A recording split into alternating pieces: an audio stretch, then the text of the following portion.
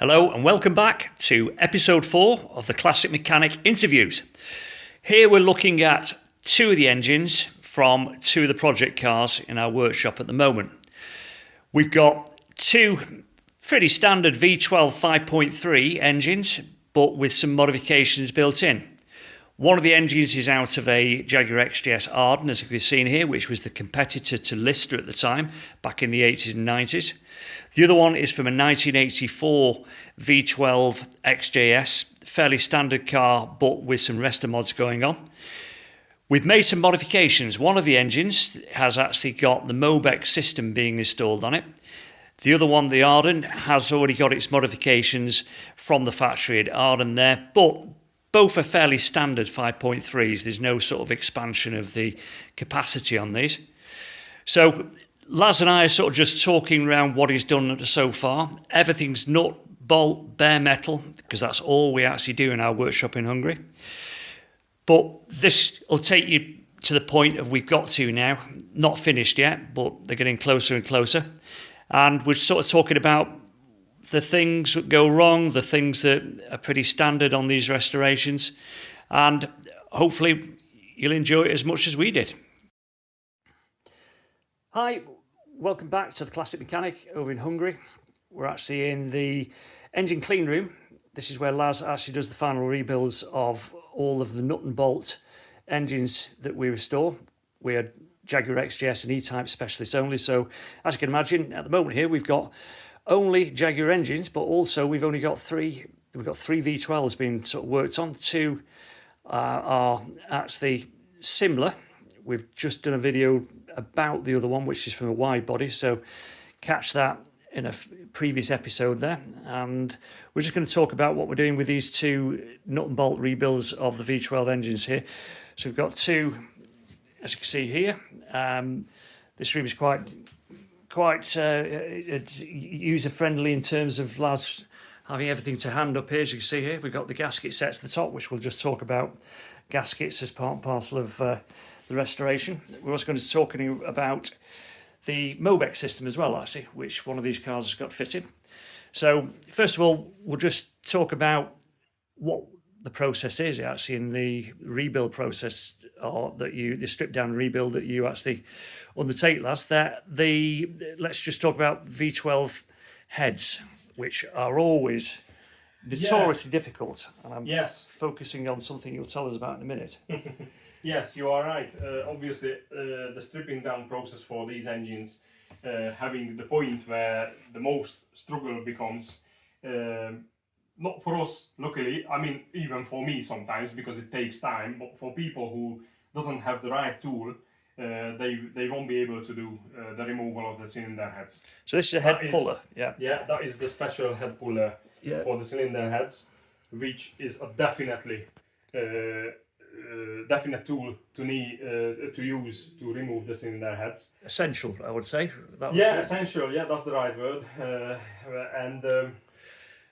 Without that, the cylinder head won't move. Even using that right tool sometimes is a struggle, and it takes time. What causes the heads to become so stuck, I think the word would be? It causes mainly the corrosion or the contamination of the coolant builds up between the cylinder head stud and the hole drilled on the cylinder heads. See, that's pretty messy, isn't it? Here is some head gasket from the engines what I stripped down before, which shows the state of them, what can be done over the years caused by the corrosion and the coolant and everything. Wow. And these are the holes where the cylinder head studs going through, which it means is not fully enclosed, and the coolant can go up there around the cylinder head stud and go up to the hole drilled into the cylinder head, which means when the corrosion build up there is like stuck completely. So it basically fuses, doesn't it? It just causes two different metals in a way actually then cause that chemical reaction, which then effectively glues the things together actually, which is why they need a head puller to pull them off. And if you try to do it without that, disaster, I suppose, isn't it? Without the head puller. Yes, and the other important thing which the head puller does it pulls it in the same amount all the time, so it comes straight up. But Nice when and you even. try to do it with the pry bar or with your hand or something, you cannot do it evenly. So you will have stuck always and struggle to lift it off from the cylinder head studs. Yeah, so it is. I don't think. I think it's safe to say. I think practically every engine actually. I don't think you can remember one that's not needed a head puller, really, can we? So No. yeah, Some of them easier to remove. Some of them is really hard. yeah, but again, it's just a standard form. Good form to actually put these on to make sure you don't then distort anything as you're pulling them off there, and that's the thing. You're not causing more problem than you already have. Absolutely, yeah. So this is a V12 from the XJ-S Arden we've got in the workshop, which is the German equivalent of Lister at the time there. They were competing on two sides of the channel. So this is an early Arden engine, and this is actually pretty standard actually there. There's nothing particularly exciting on this 5.3 V12.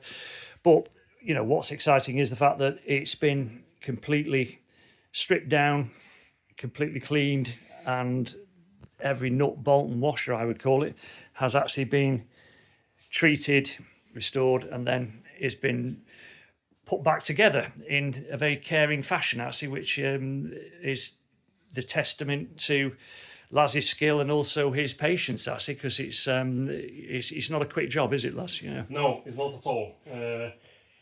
First of all, when you strip it down completely, there is going to be many parts on your bench everywhere. So you have to take care of them and clean them properly and get them treated as they look like now, zinc coated and everything else, as you mentioned. First of all, with this engine, I would say the problem it was with it. There were metal pieces in the oil, and we found out later one of the main bearing for the crankshaft that's failed, and that's why it was like that. The owner, obviously, when he noticed that, he stopped using it, and that was a really good decision. He didn't cause more damage to the engine, and he sent it to us, and I stripped it down, and now it's in a rebuild section. So this got another crank in this one, hasn't it, in the end, because the crank was beyond all rescuing, I believe, wasn't it? Yes, if I remember rightly. Yes. So there is another replacement crank fitted to this one, and also when I removed the cylinder heads, I noticed the cylinder liners has been scratched badly, and they were beyond repair also. So a replacement one is available for these kind of engines. We got a complete set, and the new liners fitted to the engine now. Yeah, it's getting very close to sort of being finished, this one. I think we need to just mention these rather nice looking exhaust manifolds at the back here as well, actually, which these are obviously black, which they're not normally there. They're usually quite rusty and horrible looking, actually. But so what have you done to these? Like, what's the difference on? Yeah, they look nice now, and they look like they've been ceramic coated, but they are not. They had a zinc coat on it, or on them, but a special one, we call it heat treated zinc coat, and that's how they look like now. It won't stay on forever. I have to mention that. Yeah. But they will protect it for a long time. Yeah, it looks good. They look really good. It just adds another element of finish to it, really, doesn't it? And a bit of shine. So on here is something that is definitely not standard on a Jaguar XJ-S V12 engine, and that is this air condenser for the air conditioning. And this is the Fenair, if I'm right on that one. Yes, which is our standard go-to now. Actually, we put these on, or we recommend to put those on all cars, don't we? Yes, we do. The Fenair system supplied as a complete system for the XJ-Ss by the Fenair Limited Company, which is a great kit. We fitted a few of them now, and they work really perfectly.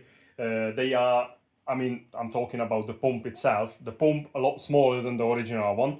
It means it's more, more effective with the complete system to work. It takes less power from the engine, and also it gives you a little bit more access to the front spark plugs to replace in the future.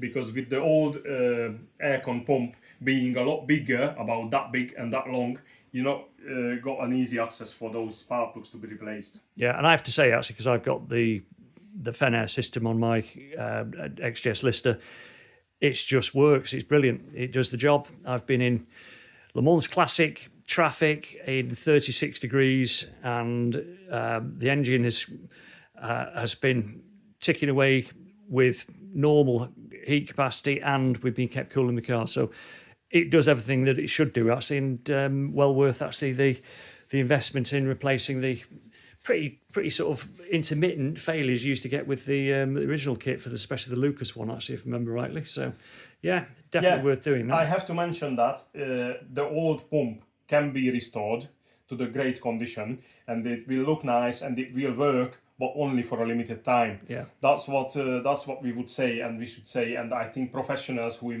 is working with the aircon system would say the same, because they are not designed for the new gas for the aircon. And the other thing is the seals made for them, they are not a very good quality. So probably after a few months, or if you look at maybe a year or 1.5 years, they will start to losing the gas, losing the pressure, and you have to recharge them. So yeah, it pays for itself long term. That's a good thing about the Fenair kits, and that's why we like them as well, actually, because we want super reliable cars and very happy customers. That's what it's all about. Yeah. So over to this one here. This is the engine from the Jaguar XJ-S V12, the one that you've seen in previous videos, hopefully, which is the beautiful, magical dark green colour. And this is the engine out of this one. And this is, again, it's a standard 5.3 V12, but there has been various modifications made to this one, actually, and very notably is that box in the middle there, which is the Ole Martin Mobeck system. So we're just going to sort of talk a bit about that, actually, there. So this engine, challenges on this one, Laz, what was the... Cylinder head again. Cylinder head, as usual. Yeah, as usual. And also on this one, I noticed when I removed the cylinder heads, scratches, deep scratches in the cylinder liners, and also the pistons. So we had to find replacement pistons. Unfortunately, the new one is not available for the HE engine. Mm-hmm. So we only can find a really good second-hand one, and that's what we found for this one. So they have been replaced, and of course a complete new cylinder liners fitted to the engine. Yeah, so I mean, again, it's looking stunning and beautiful, almost a work of art in itself. Actually, something that I'm just showing you now, actually in sort of close up there. Every detail is actually important to lads here, and as you can see, all the nuts and the bolts have been reanodized or re-zinced, or everything's been repainted. Literally no detail is left untouched on this, and that's the real difference that we sort of make here. Actually, we don't do partial anything, really. We only do full, and this is an example of a full restoration. So the important thing to talk about now actually is the very different bit we've added, which is the Mobeck. I think if you're into XJ-Ss or Jags, you'll know the name Mobeck, and we're a fan of the Mobeck system. Is it easy? Is it easy to fit, lads? It's quite easy. Yes, it's just a nearly plug and play replacement one for the old one. Not literally, because you have to do a couple of things to get the system working. But for example, the distributor, which is just sits there exactly where this unit sits, is just removed, and this one is just put in there, bolted down. Find the exact order for the leads. Order, for the leads, but it helps because it has the little tag there saying where should they plug. So it's just great. I think it's easy to fit for anybody who has got some mechanical skills with cars. And of course, it just makes the car super easy to drive, I suppose, and there's less to go wrong with it. And the interesting thing is that Ole can also remotely diagnose the system, which we've just found out. Actually, if you've got a Windows laptop, there's a lead supplied there. Don't all ring him at once, I think, is the question, is the thing you want us to say. But he can actually remotely diagnose the system and actually make alterations to it, which this is, a 44-year-old engine, and, it shouldn't be possible on an engine that old. But this is if you want a car that's going to be a really efficient daily runner, better performance, better fuel consumption, then this makes it more usable, and I think it makes it justified in doing so. Obviously, things like the wide body we're doing there, the engine there, we're keeping that absolutely as per specification from Ron Beatty's Ford Engineering factory. But this is about making a usable car for the owner, Robert, and I think this ticks the box, adding this stuff on, putting this kind of kit on. Yeah, I think so, and it makes it reliable and it makes it good for everyday use. Yeah, it does. So brilliant. That's really good. And follow us on our YouTube channel. Lots more coming on in the future, and we'll keep you up to date with progress. And you'll see this one back in the car very, very soon. Okay, see you soon. Bye.